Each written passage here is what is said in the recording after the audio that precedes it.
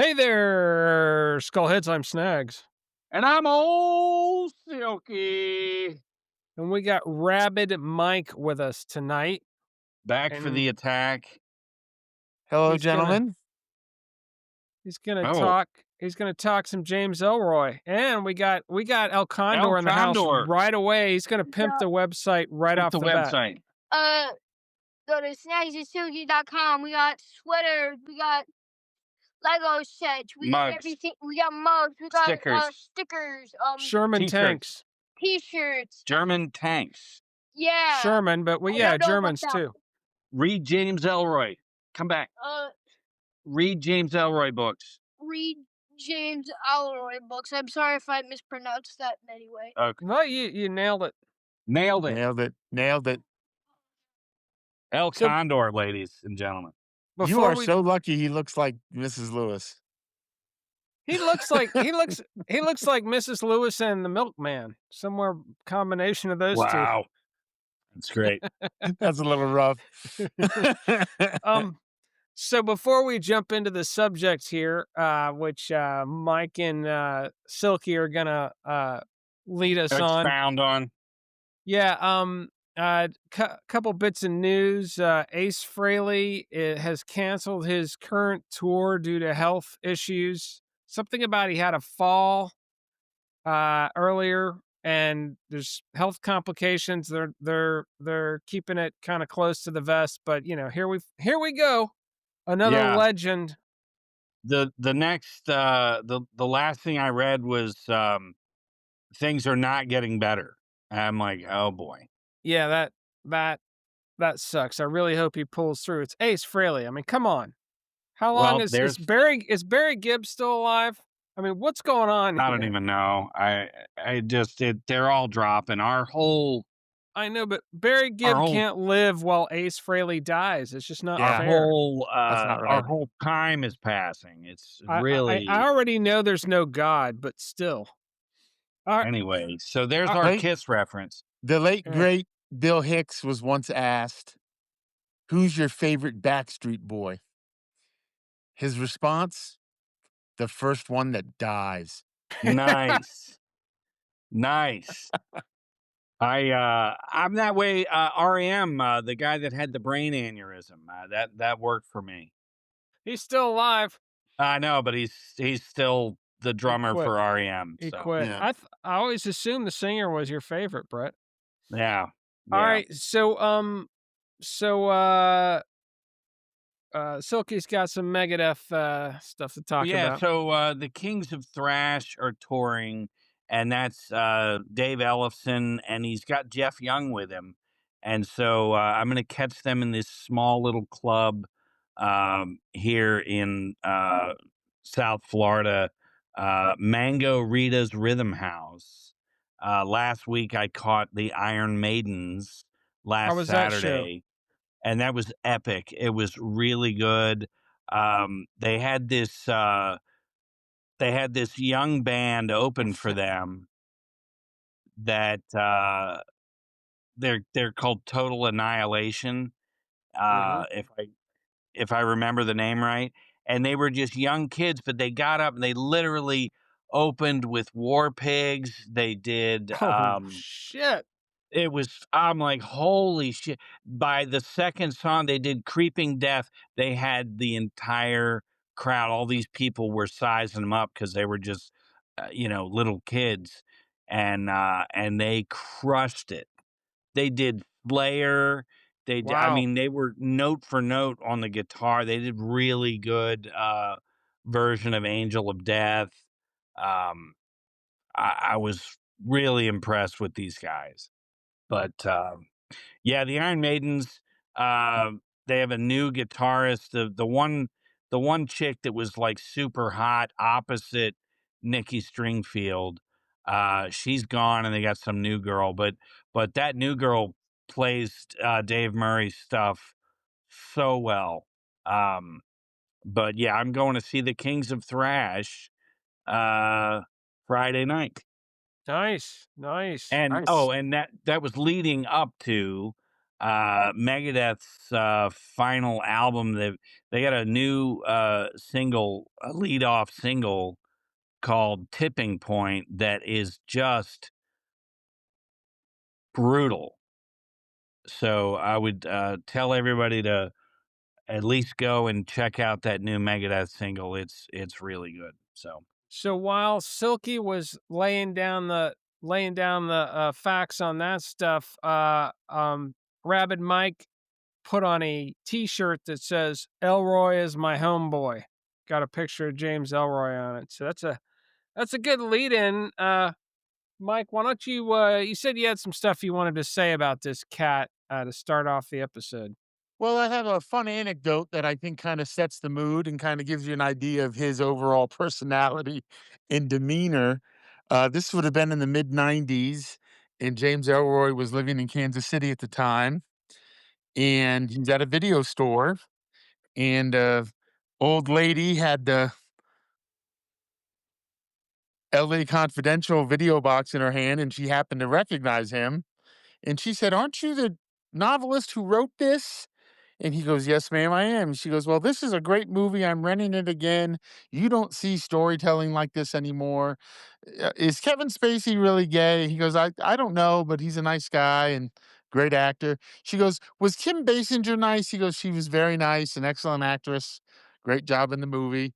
He goes, "Let me ask you this, Granny. You love the movie, but have you read the book?" And she says, "Well, no." And he goes, "What the fuck good are you to me?" Damn. Like, I guess I'm So no good to him. that's where this cat is coming from. That's he does hilarious. he does not pull punches. No. And rightfully so. We can go back, and I would say Rabbit would jump in at any point. I wanted to kind of run through. I just literally about a half hour before we started the show, I finished his autobiography, My Dark Places, and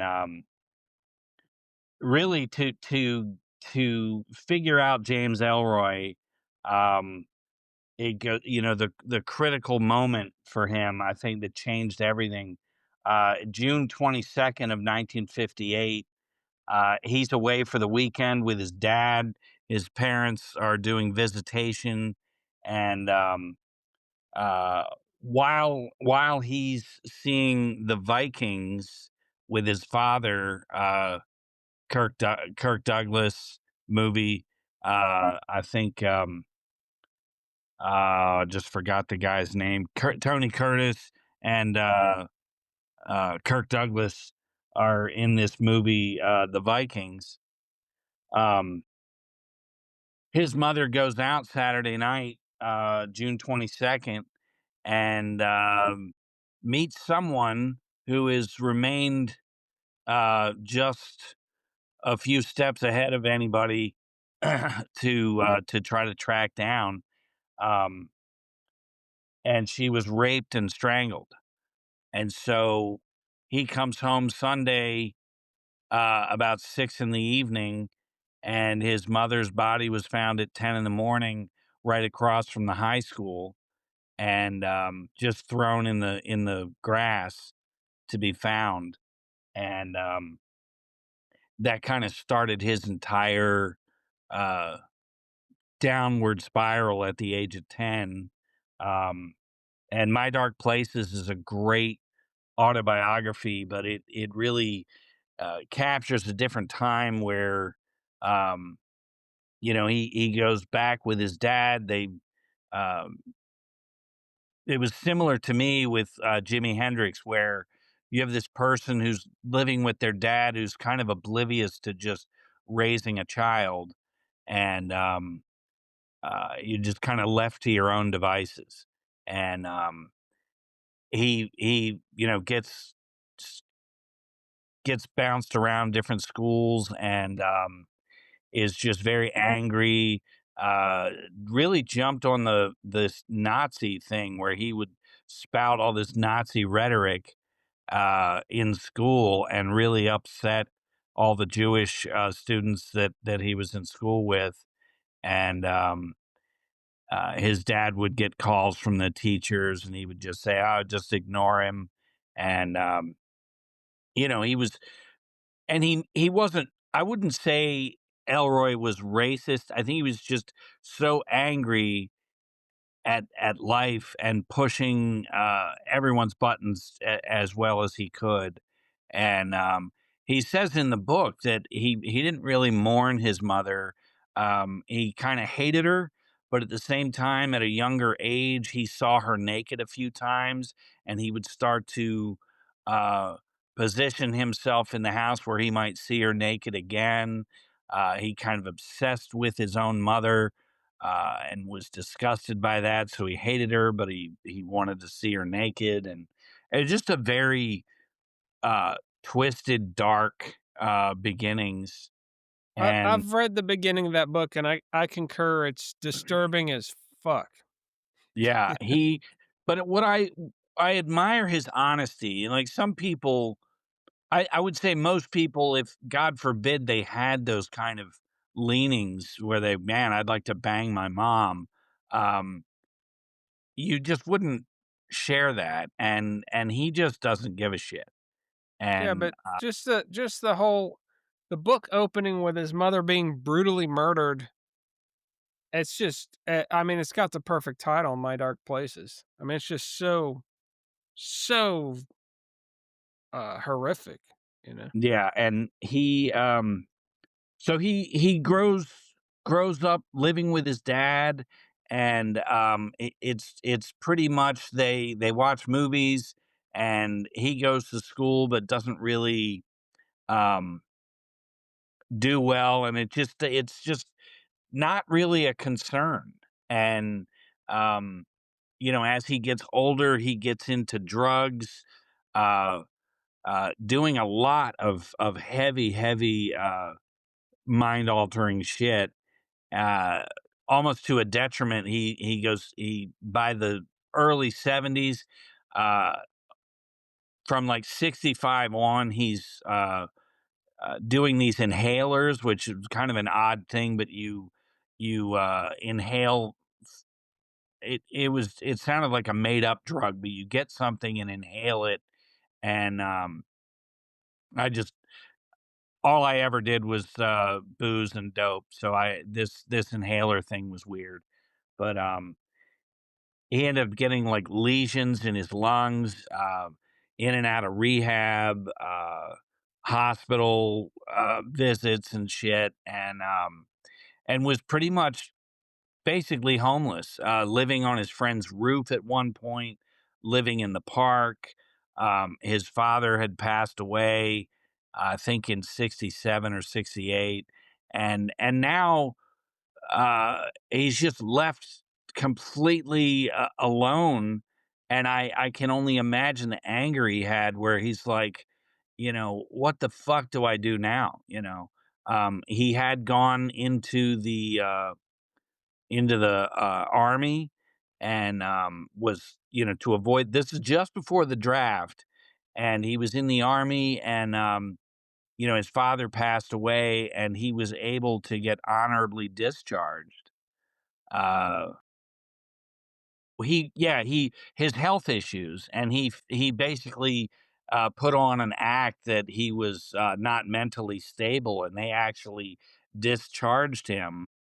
um, and he was basically back home, discharged from the military, right before all the shit started happening and them sending people to Vietnam. The one, and I know you'll get to it, but the one Elroy book that I have read, I own L.A. Confidential. I'm like the lady who he bitched out in the video store. I own L.A. Confidential on DVD. I've seen it multiple times. And the one book that I've read is Brown's Requiem, but he was actually working as a caddy, wasn't Yeah, he, at some point? yeah, Yeah, that's about what I was going to get to. Is yeah. all through the 70s, he's basically, mid 70s, he's working in these caddies and bouncing around different caddy organizations, and it really kind of saved his life. much the way golf saved Alice Cooper's life. Um, he had a steady income and was caddying for all these people, making enough money to hold down a small bullshit apartment. But his obsession as he got older with his mom's murder and just life in general, I think just Brown's Requiem basically wrote itself in his mind.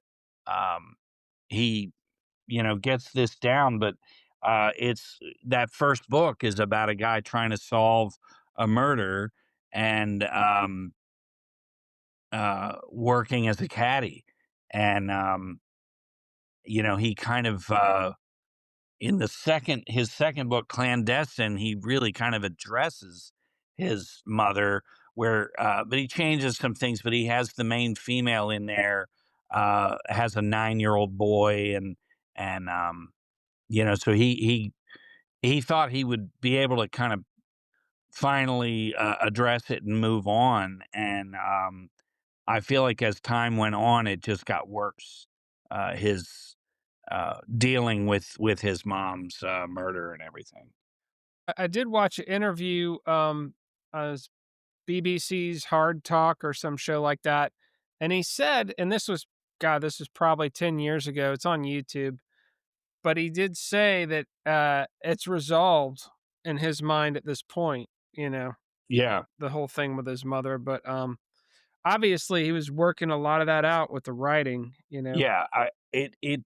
I would say it took a lot of years of where he could talk about it like it happened to someone else.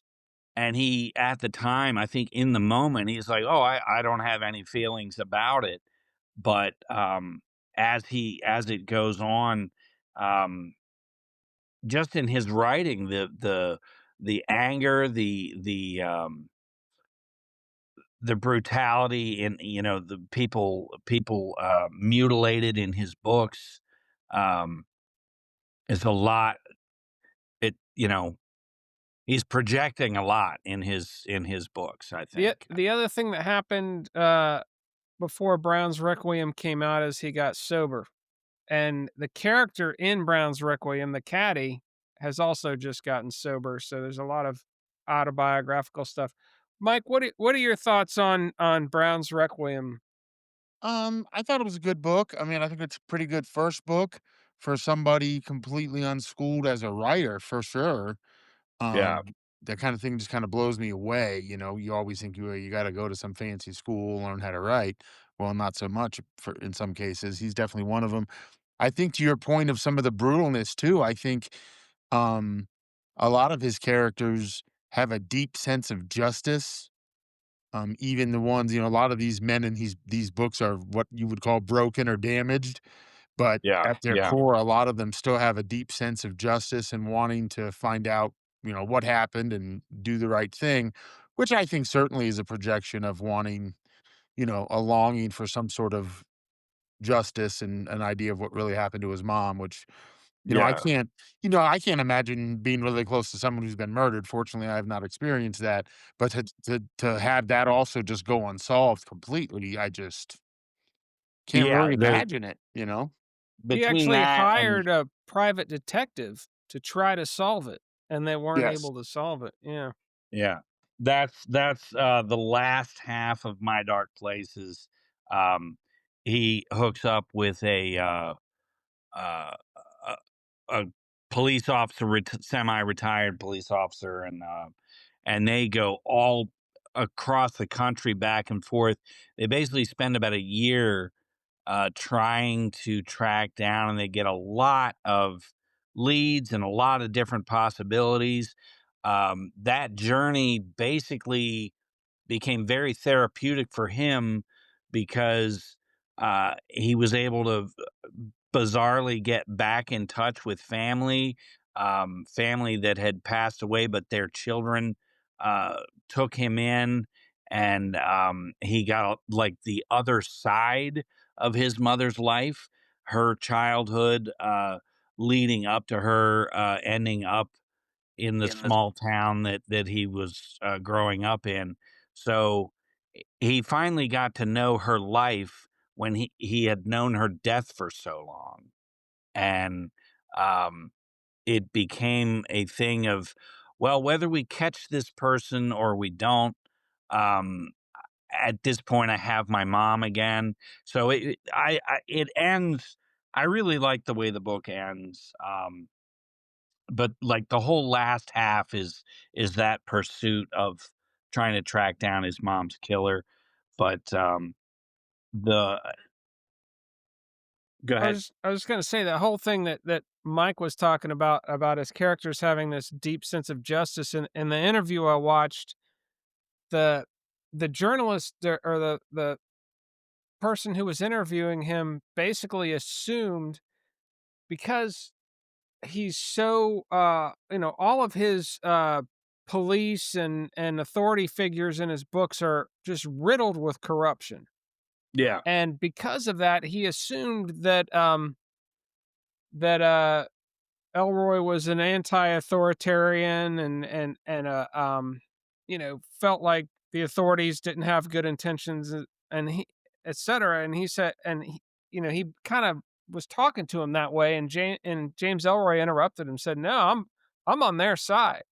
He goes, yeah. if you gotta smack a pedophile in the head with a phone book to get a confession, smack him in the head with a phone book, you know. Yeah, yeah, And, and he's um saying, these people, even uh Dudley, from LA Confidential, these people are all on a path to redemption no matter how flawed they are. And the yeah. people that that they're fighting and tracking down are usually like 10 times more sick and twisted than they are. Well, He's and it mirrors who they're dealing with. If you're dealing with the most corrupt, vile, it's going to affect how you go through your day. And Yeah. so, these cops, he doesn't write them from a hatred point of view. I think he writes them from a realistic point of view. Yeah. And I think most of your cops in the early 50s were racist, were brutal, did what they had to do to solve a crime, and they were no nonsense about it. They didn't give a fuck. And if somebody dropped a stack of money, they scooped it up and kept on rolling. And I honestly, I think that's the kind of cop I would be, uh, to some level, as far as, I break into we bust a drug house and there's a pallet of money there. I'm taking a couple stacks. I'm sorry. I can't, you know, and again, like you said, some pedophile's about to get off. I'm going to pay him a visit that night. That's just how it goes. Well, speaking to that too, I think he puts a real human quality to those police officers and authority figures in The the sense that detective. they are real people. Well, Um, they come off extremely yeah, realistic and I as you're think reading it. It you can't. They seem to come up out of the book. sure, and I regret to say I forget which book. It might have been The Big Nothing, but there's something to the effect that I think the cops had gone to a crime scene and they did a little basic research into the victim, and it turns out the victim of this particular crime had been in jail several times for touching kids, to put it mildly, and they just kind of assume, well, somebody's father or uncle found this asshole and turned his lights out, and let's go get a chili dog. Like, they were Yeah, not real they weren't real anxious to solve this one. They just put it yeah, up the bottom of the desk. But you yeah, realize cops must have to do that in real life on some level. They've yeah, gotta prioritize it. Yeah, I often think of Chicago with their murder rate. The homicide unit must be so overwhelmed. There Yeah. has to be some level of prioritizing, well, and how many. what do you get uh, pardon the expression, but they get a hair up their ass probably when it's truly an innocent victim and a Mhm. real, stone Yeah, cold whodunit, that's and in the that's what they big wanna nowhere. pursue. Yeah, I think that's what they decide to pursue heavier because they have so many cases. I just Oh can't yeah. imagine.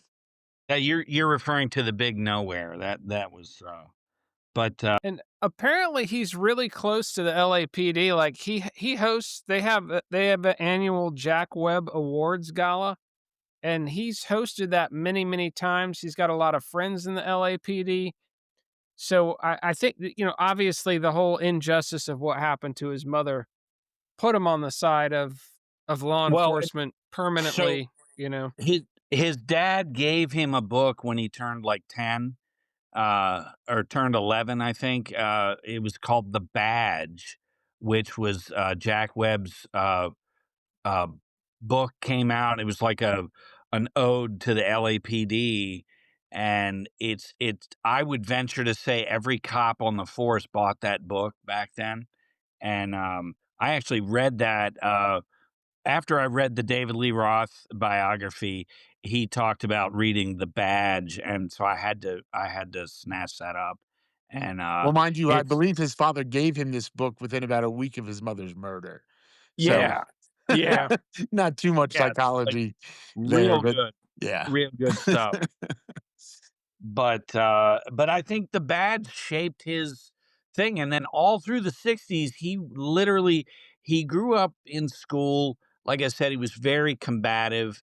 He didn't really keep any friends, didn't really want any friends, and so he would read all these detective novels and crime novels. He became obsessed with it. And so I think when he finally wrote Brown's Requiem, it really wrote itself. And he inserted, they always say write what you know.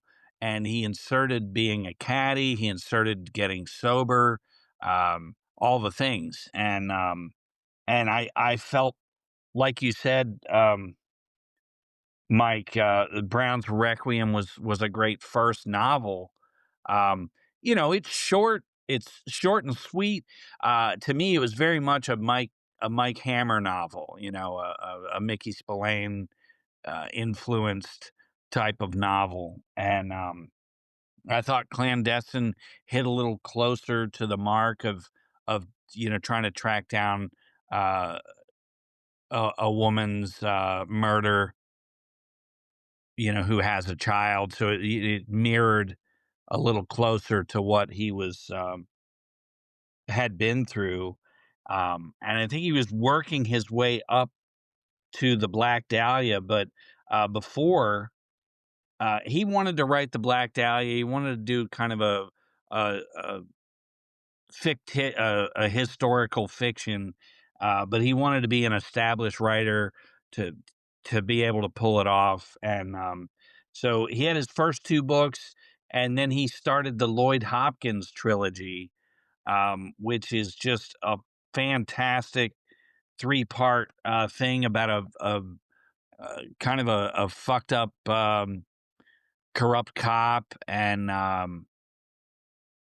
really enjoyed those. They read like a movie, and I can't believe they haven't done a Lloyd Hopkins, uh, trilogy as far as a movie goes. Um, what did you think of the Lloyd Hopkins books, Mike? I loved them. I mean, they really do read as a true three-parter. They all kinda they, connect very well.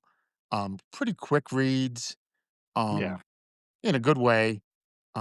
Definitely, a damaged man who's at the same time still on the hunt, very much on the hunt for justice. And yeah, uh, I believe one of them, I forget which one, was adapted into a movie called Cop with James Woods, yeah, which yeah, is not a very good movie.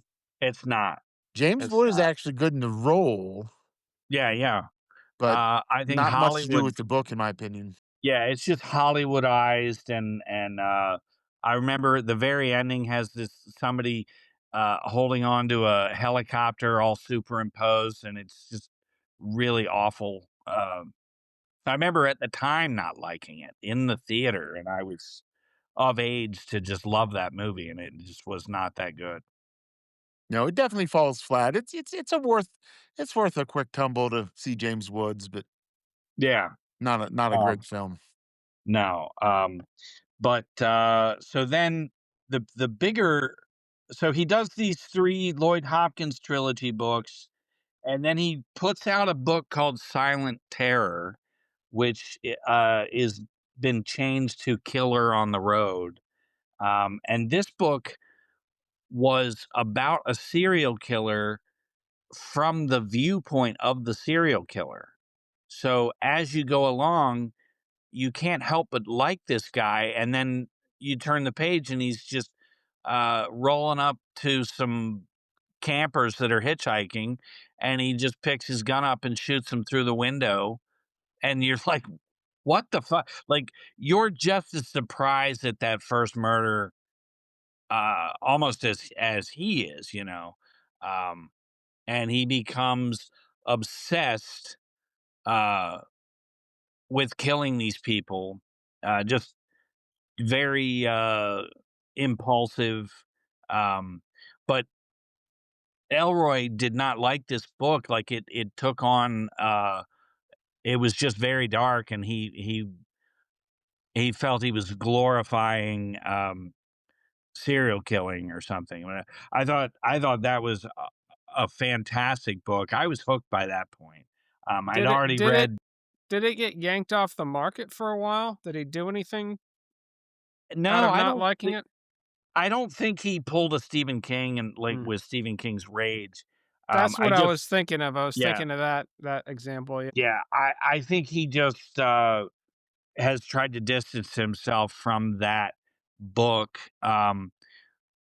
But it's really good. The ending, the killer senses in this cop that's after him that the cop himself is also kind of a serial killer, and bizarrely they form this weird uh Dynam homoerotic uh S&M kind of relationship, which was, you're like, oh, what the hell? And then, but in a way it's the mid 80s, Did they and become a dynamic duo of serial killing? Do they go out and kill people sort of together? and they're madly in love and the whole thing, and but it's the mid 80s, and he makes the homo uh the bad guy. So it's you're reading it like, oh wow, yeah, the gay guy's bad, you know. Um so it's that part of it I thought was a little a bit of phobic minded, but it's just a great book. Overall, very entertaining, and ties in with just his dark journey that he takes you on with each book, you know, that life is not all uh, days at the beach and, you know, rosy sunshine, um, I don't think which I can relate to. any of his books could be accused of that. Yeah, for sure. Yeah. And, you know, my relationship with my mother, um, just growing up really not a big fan of her. You know, so each of his books, I find a commonality, um, where he's not so much in the detective books, but he is constantly in search of the mother he never had, and I can really relate to that. Yeah. Yep. And most of his male characters have complicated relationships with women, that's for sure. Yeah, yeah, and but it's just so honest. That's what I love most about it. Um, and so that brings you up to his first 6 books. And in 1987, I feel like he finally set out to write what he felt mirrored his own mother's death, was the Black Dahlia, about a girl who uh, had her own rules and wanted to go out and do what she wanted to do and not stay home and do the things that society felt women should do at that time. Um, you know, cook, clean, and you know, stay home, keep a home for a man. This woman went out and partied and had multiple partners, and She was obsessed with guys in uniform, and several guys came forward that they were supposed to be married. That one guy said uh, he was a fiance. Um, Mike is muted. I can see him trying to talk, Uh, but he's muted. you're muted. You gotta unmute, Mike. Let me text him and let him know. Yeah, He's talking and alright. that's funny. Yeah, But hold yeah, on a second. so the Black Dahlia was written very well.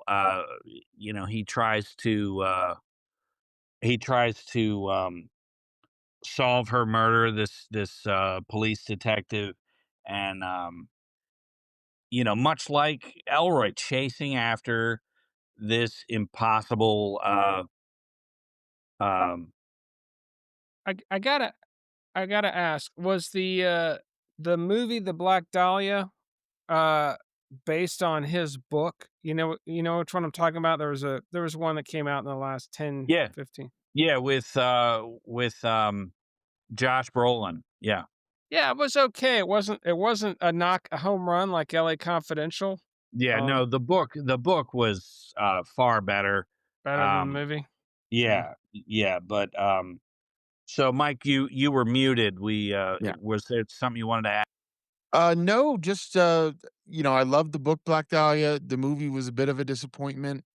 Yeah. Um, with Josh Hartnett and Josh Hartnett. I was thinking Josh Brolin. no, Go he ahead. wasn't in that. Josh Hartnett and I wanna who oh, Aaron Eckhart, There you go. who had a run for a few years there and then went away.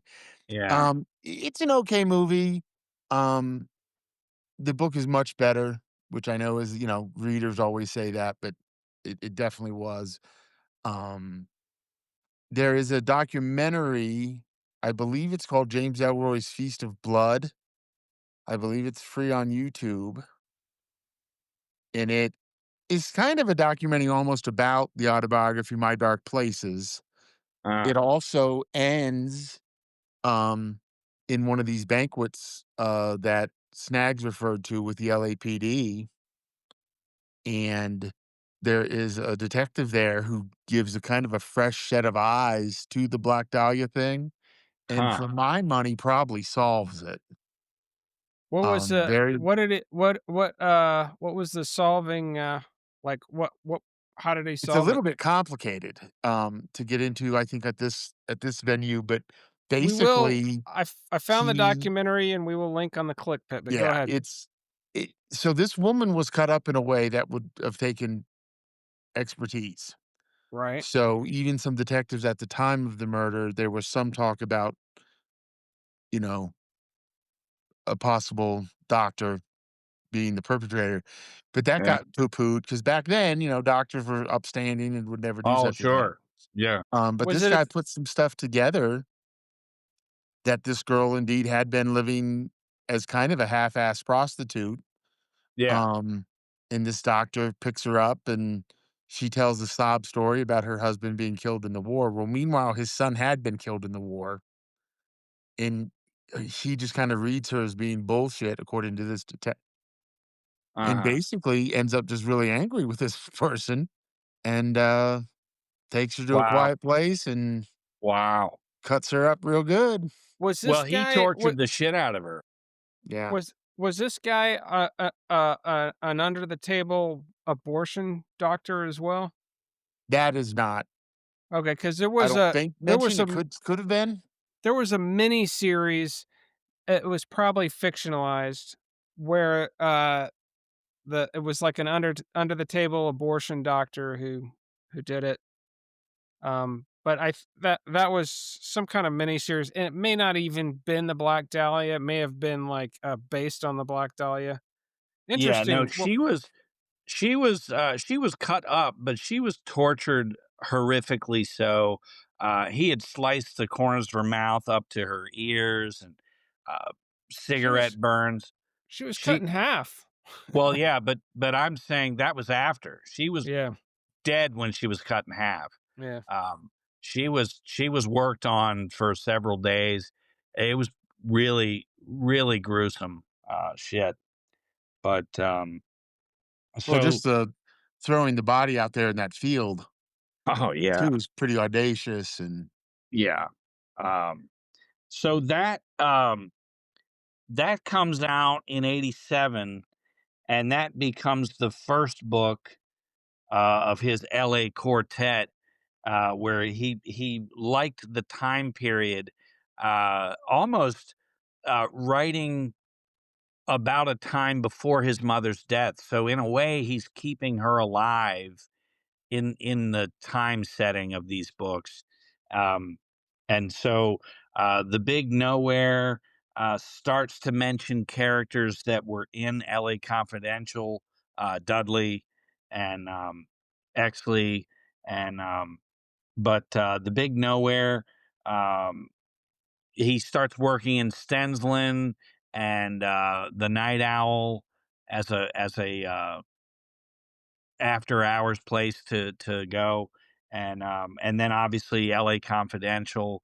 What's amazing about LA Confidential is the first half of the book is what was in the movie, and then the book continues. Like in the book, you get to the end of the movie, and you're like, "What else is there here?"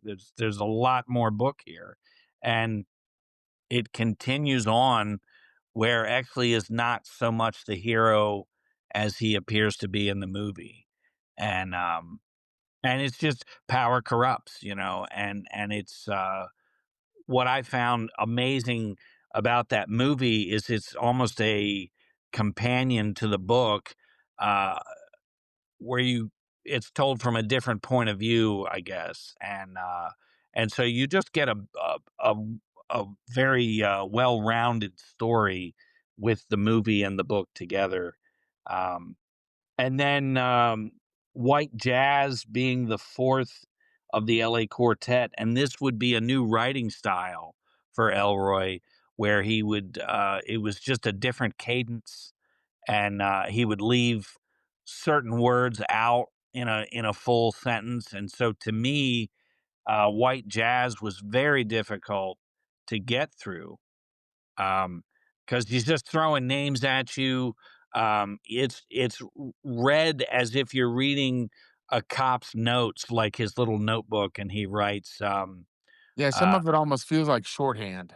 yeah, yeah, and it's very difficult to get through. At the time, I was like, "Holy shit!"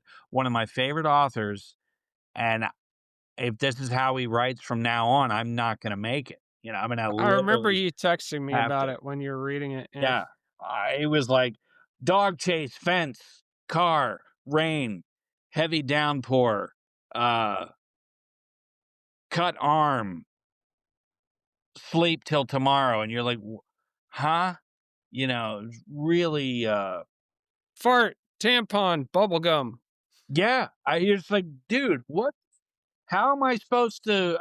Yeah, it was definitely a stylistic change for him. And it was almost impossible to care about the characters because you're like, I don't even. There were moments where I didn't even know what the fuck was going on, but it does in the defense. I'd say that book you're either gonna love it or hate it. Um, it's definitely, but I have since I was just gonna ask, what did Mike think of it? Did you love it or hate it? Liked it. I thought it was a good end to that set of books. Definitely kind of a stylistic change, but I liked it. It read very quickly. Um, I thought it was a good ending to that, you know, set I of, think like I I was said, that just set of afraid novels. that this was gonna be how the rest of the and I'm, um anyway, so White Jazz ends, and then I read Hollywood Nocturnes, which is a series of short stories, and they're great. And I will, Stephen King's best works. He's got some outstanding novels, and we did a show on Stephen King, but his short stories are just white hot. They're just so good, and I thought Hollywood Nocturnes was really enjoyable, um, as a collection of short stories. Um, and then i- he kind of works in trilogies and groupings. Um, his next thing he wrote My Dark Places, and that was him really kind of letting you inside to see what it all meant, up to that point, all his books and his past and everything. Um, and I was kind of blown away by the amount of drugs and all of that he really was damn near homeless for 10 years, And and then it was cool to read about him pairing up with this officer and trying to solve his mom's murder. And the gift, I think, is that he discovered the other half of his family, you know, and was able to find out about her life when all he'd ever known about his mother was her death, at 10 years old, And so the next thing he does is book one of the Underworld USA trilogy, American Tabloid. This came out in 95, and American Tabloid is a historical fiction of the whole Kennedy, uh, Jimmy Hoffa, Cuba, Bay of Pigs, CIA, basically America in 1958 to 1963. Um, and it reads, I know it's all fiction, but I looked up some of these people as I was reading the book, and they were real. They were real situations, real, but he taps in. It reads so like you just believe every bit of it. Does it line These up with the, "You Paint Houses," it scenario as far as why Kennedy a got hundred a clipped? 100% so because uh, Joe Joe Kennedy uh, interacted with all of these mafia guys, and they all made their money in the 20s.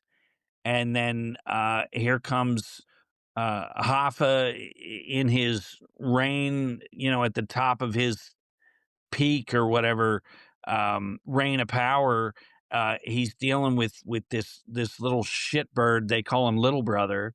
Um, is just got a hard on for Hoffa, and even in this book, um, they talk about how if we kill Bobby, uh, Jack is gonna come after us with everything he's got, with the power of the U.S.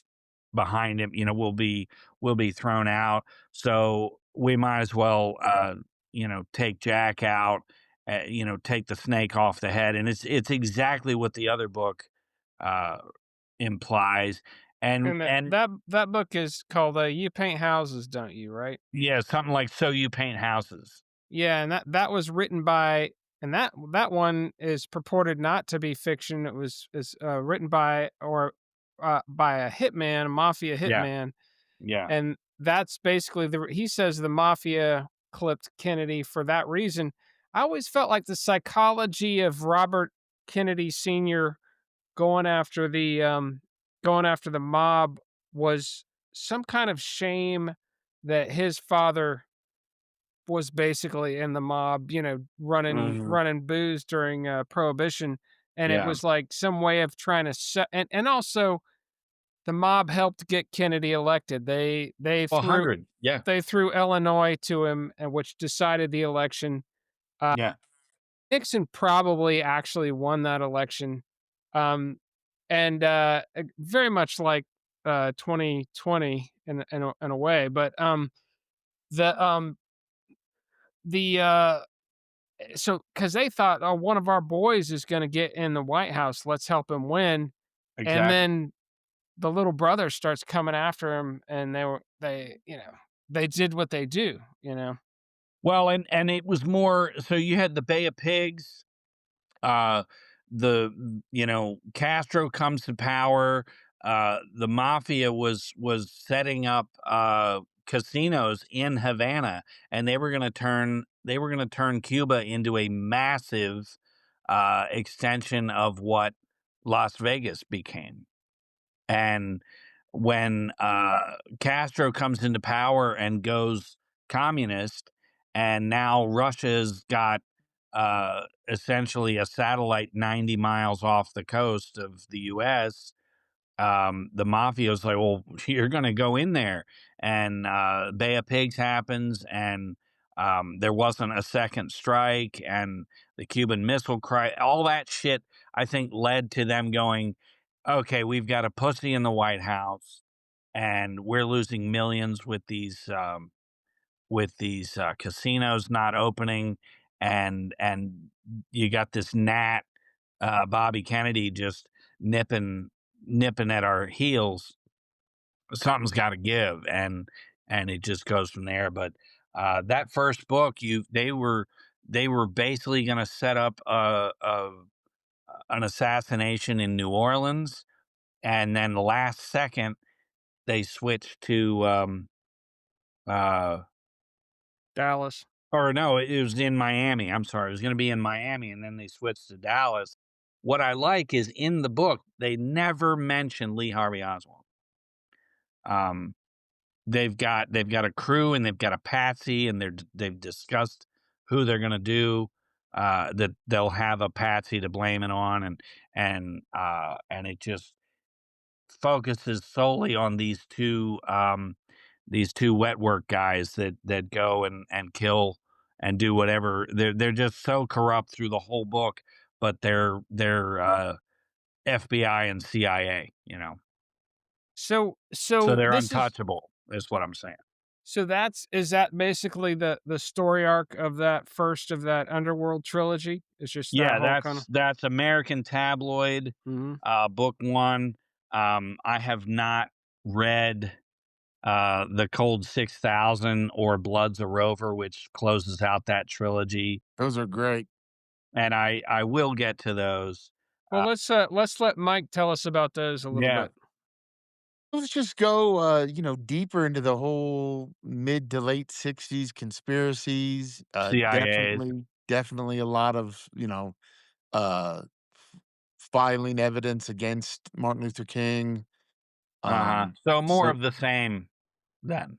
yeah, essentially, I mean, just how crooked it all was, and Does uh, it cover like the theory and in the 90s actually the King family took out a civil suit and proved essentially in court that the FBI took out Martin Luther King. Oh, That actually guaranteed. happened in the 90s when Clinton was in the White House. Did they cover not the 90s civil suit, but did they cover no, the whole FBI clipping Martin Luther King? not so much to that, not to that exact detail.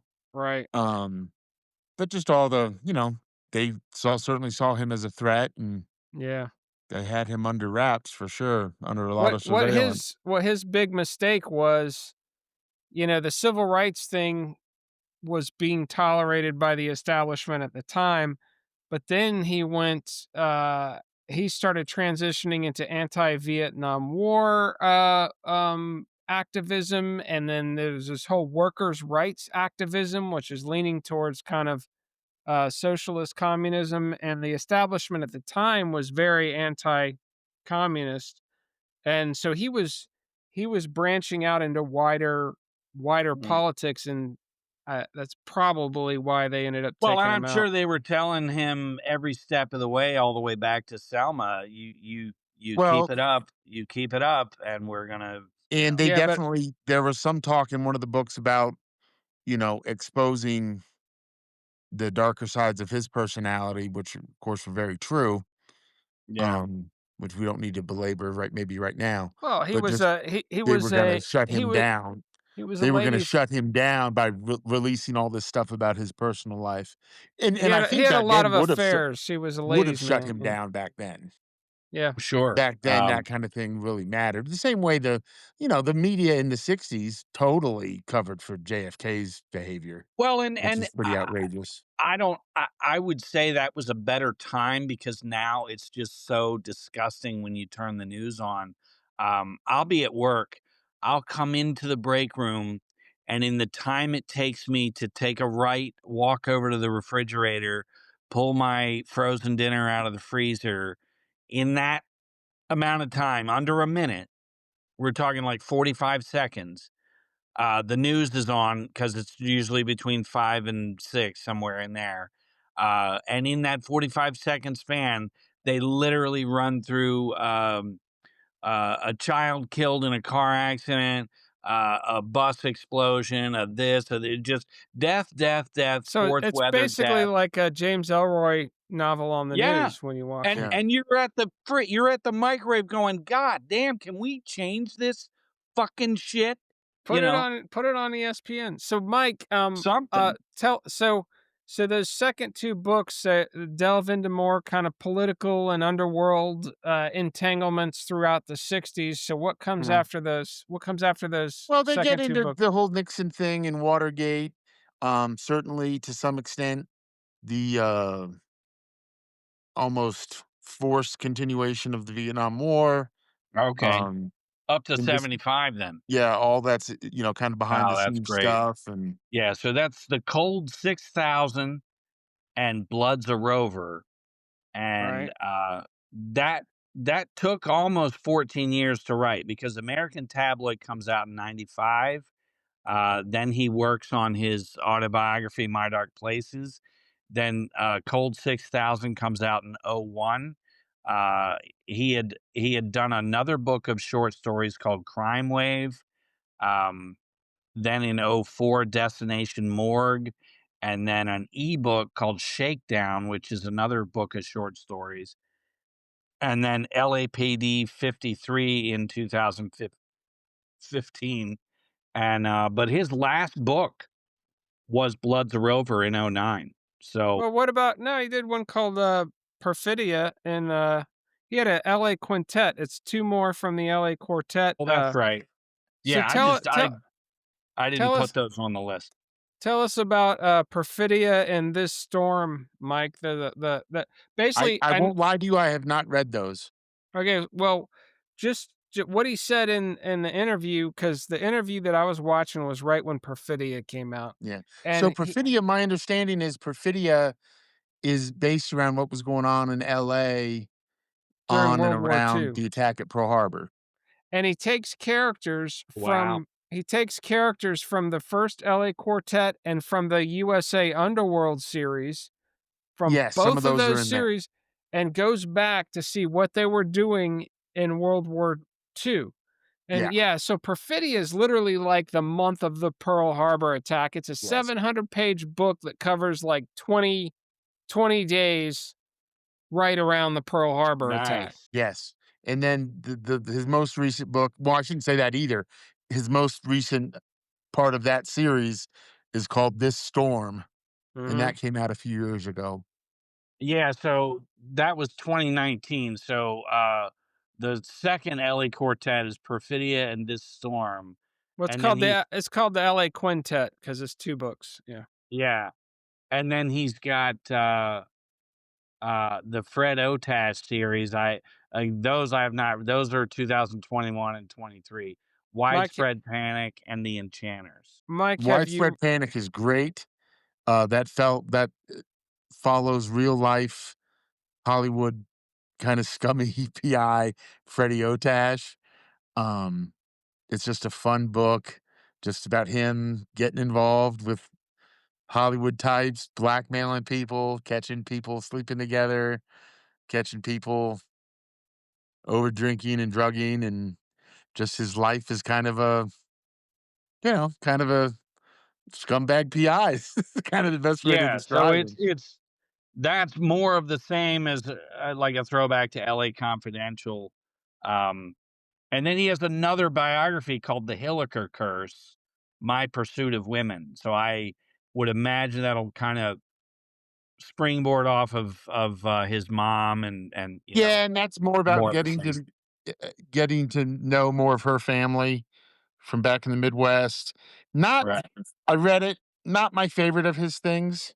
Right. Um, But again, it's therapeutic for him, and so I for I sure. I would respect it.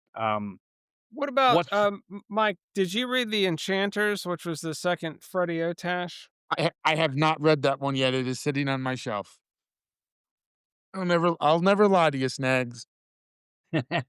uh but what's funny is like when I started American Tabloid, we were set to do this episode, and I was like, shit, let me see how far I can get. And I read what I thought was a good chunk of it. I read for a while, and because it's on my Kindle, and my Kindle tells me I've only read like 18% of the book, and I'm like, how in the fuck?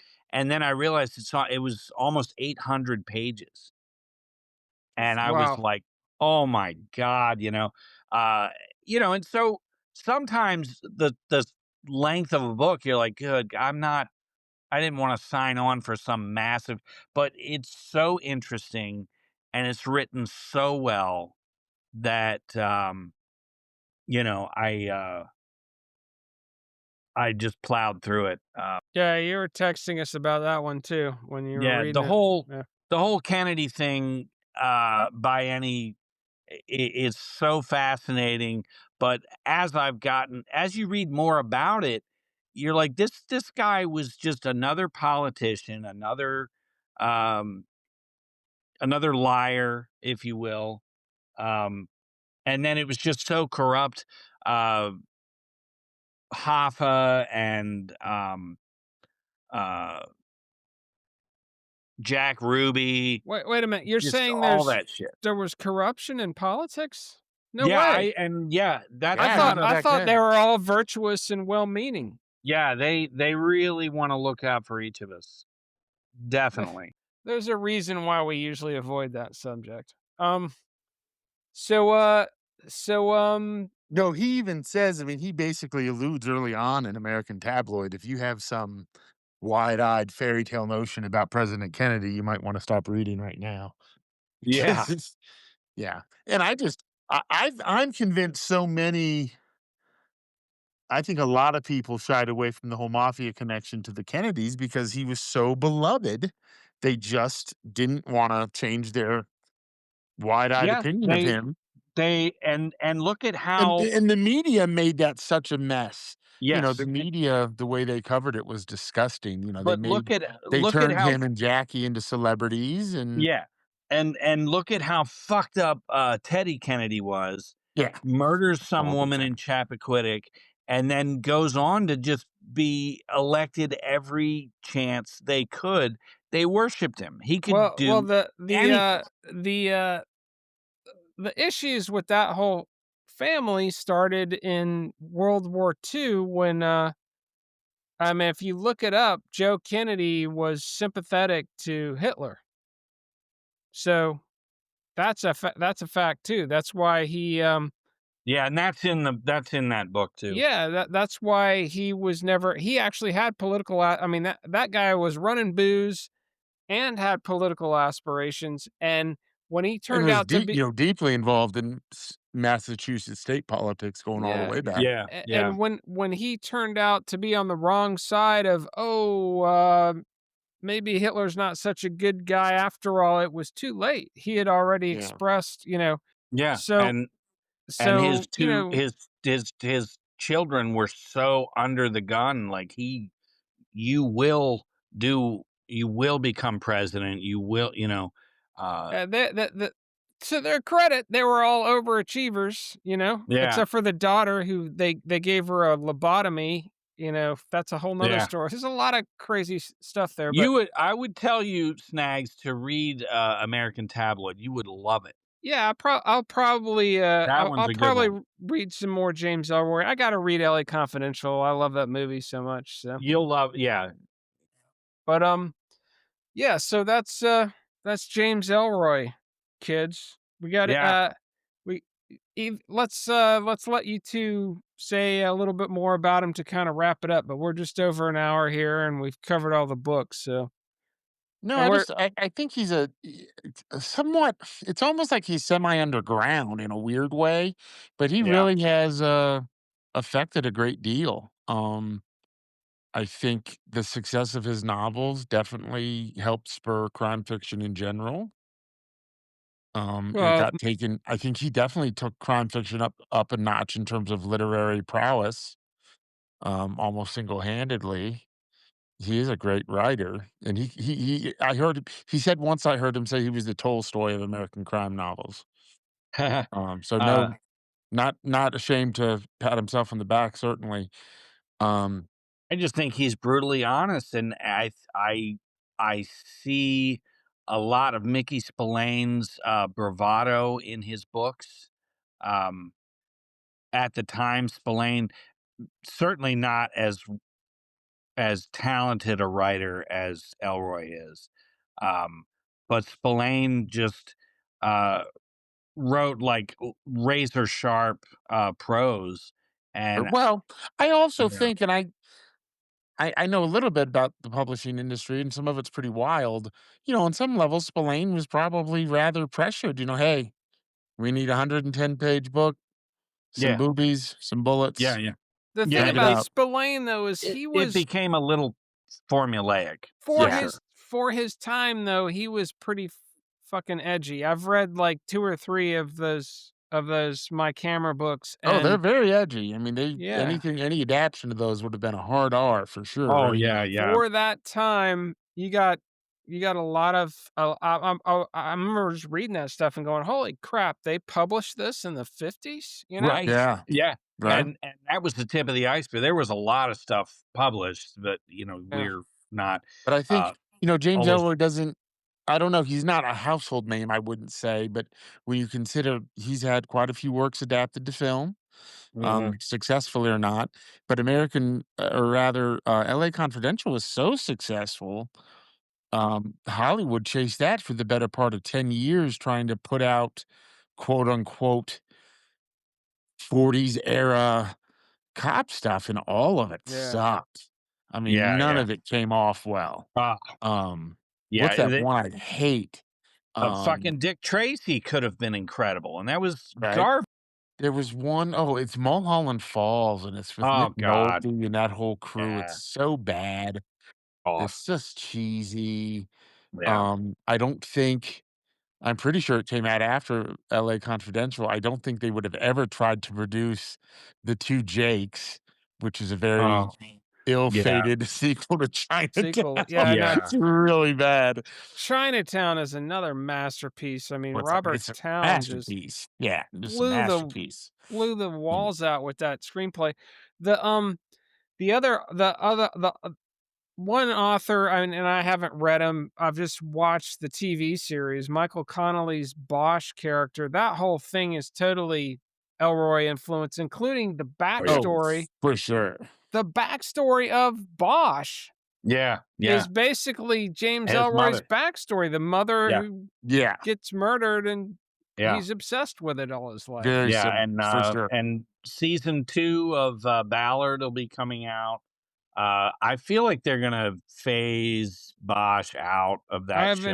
I haven't even tried to Was he watch in it? Ballard. He's in briefly. That season 3 of the Bosch thing, the Bosch Legacy, was basically that 10-episode story arc is basically a backdoor pilot to this offshoot Ballard. It does Okay. introduce the character. How's that Yeah. series? Have you seen all of Yeah, Ballard? yeah, I watched it all. It's entertaining. I enjoy I basically watched the 10 episodes in about a week, probably 2 a night, Was it and, as good as Bosch? no. Okay, No, but yeah. it touches there's a couple of good things, and Bosch makes appearances here and there, and so I just enjoyed the characters, so I kept watching it, but it certainly did not have the same bite as, Bosch did, but, there's enough there. I'm looking forward to season 2 to see, where they I'll go. try to Yeah. catch up with that. I think James Ellroy's had such a love-hate thing with Hollywood. He there's one, God, I wanna say 2012 or so, I could be wrong, called Street Kings. with Yeah, that Keanu Reeves, which I yeah, really like. He wrote the screenplay for that, and he kind of yeah, wanted to wash his hands of it. I I enjoy that pretty film. good. I think that's a pretty good movie. I'm I'll gonna have to check. bookmark it. Yeah, because Yeah. it's in his list of things he's done, and I'd never heard of it. Yeah. No, it wasn't a big success, but, yeah, Hollywood will hit a winner and well, I feel similar, we talked about this in the Quentin episode. There were dozens of films that were trying to be Quentin-esque Oh in god, the that in the that were years after Pulp so Fiction, bad. and most Yeah, of them So sucked, but bad. they were all Yeah. kinda crime. They were sort of crime, and all the characters had snappy patter, Yeah, and yeah. yeah, the only one who came close to make and I think he did make some good films in that vein is, Guy Ritchie. Some of Yeah. his bro. smaller, low budget British crime films have been great. Yeah. Yeah, And he Snag definitely I mean, that all got greenlit because of Quentin's success, wasn't but Yeah. this guy Snags one actually of pulled it those? off and made some good movies, but so many of those Quentin copycats were just awful. Yeah, some imitation is almost embarrassing, Yeah.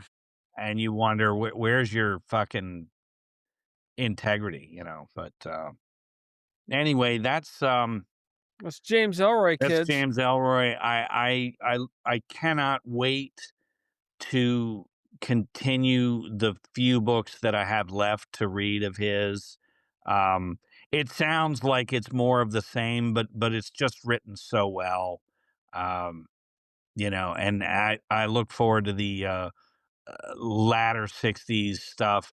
I feel like with American Tabloid, you really were learning about that time period in a very approachable way. Um, the whole Bay of Pigs and everything. It's just granted it is fiction. It's historical fiction, but the way he writes, he's literally lining up uh current event facts and working it into a, a story background. Yeah, he said in that interview, the guy was calling him a crime writer, and he goes, "I'm really more of a historical fiction writer, to Yeah, be that's what he honest." likes to consider himself now for Yeah. Yeah. sure.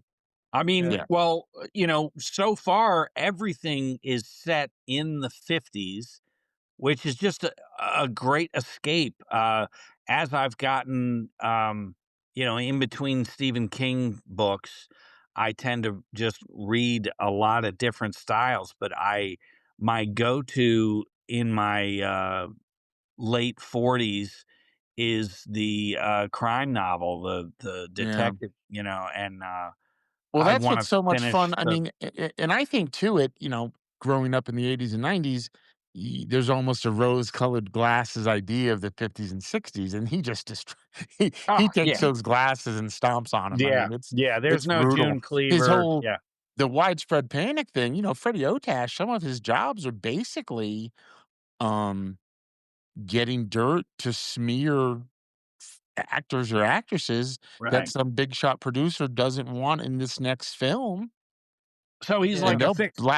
they'll black if you insist on getting this part, we're gonna let the whole world know that you're a sword swallower I I I read In James Ellroy's speech, I Well, that's what's how read he funny refers to that. I And read and a, American that's Tabloid.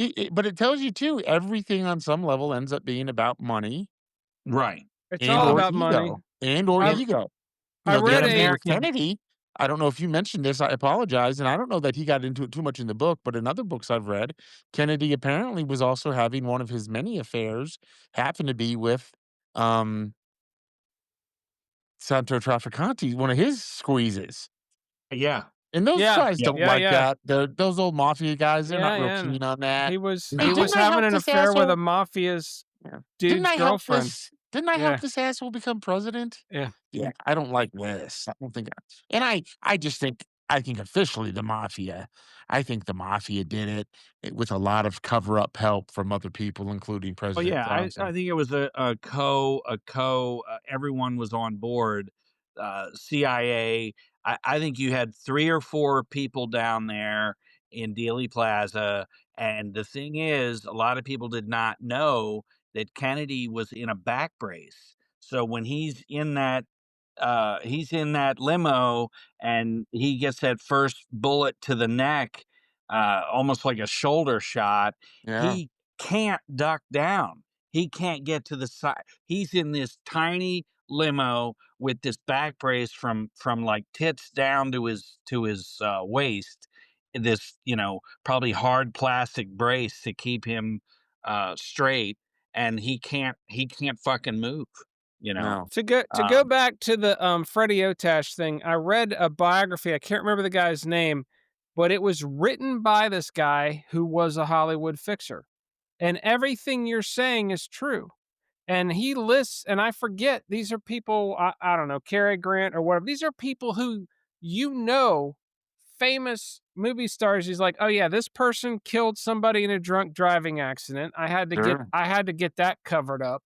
Yeah, yeah. This Oh, yeah. person, he And they just, were out of control over there. The Hollywood, it was all, no accountability. They did yeah, whatever they wanted. this producer, Wide open. he was having an affair and had the girl offed, and I had to make sure that didn't get out. Just all kinds of just crazy shit, It's just pretty all the way dark down the stuff, line. man. Some Yeah, of it's pretty Yeah, dark, they yeah. would have these parties for all the theater owners. They would have them hop on a train and come all the way out to California, and then they would throw these parties, and then they'd go and, uh hey, here's a dance troupe, a bunch of young girls. Hey, come out and dance for us. They think they're going to do a little performance. They get out there and it's fucking rip the panties and chase the bitches around. And, it was There's a fucking documentary bad. about a girl who was at one of those Yeah. parties and Yeah. the It's trauma she fucking, experienced for the rest of her life. Yeah. fucking So, it's dark horrific. stuff, man. It's so really that dark. that is the world of James Ellroy, and Yeah. we could talk about it forever and just depress the hell out of you cats out there in Snags and Silky Land, but we're gonna wrap it up Yeah. and let you get back to Yep. watching your Seinfeld or There's whatever. music and Yeah, booze, and we're all gonna die. Yeah. So, um, that's what we're gonna call this. Music, booze, and we're all gonna die. love it. Yeah. Ouch. So on a lighter note, I'm sure we got some lighter note shit coming up, but we had to do this episode just because Good Mike stuff. is a James Ellroy fanatic. Silky's been Love him. getting into him, and I just wanted to hear these cats rap about James Ellroy for an hour or so. So it's Yeah, been man. great. If you're not reading James Ellroy, get on it, Get kids. get Make on it it. happen.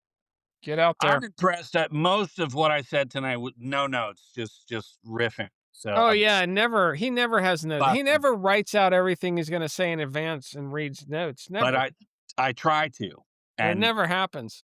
today was impossible. But I anyway, have to ask, is that a and I know it is, I think, but that's a Ralph Steadman poster behind you, isn't it, Snags? Oh, absolutely, yeah. That's beautiful. I got a Hunter S. Thompson poster here. I got a Yeah. Charles Bukowski poster there.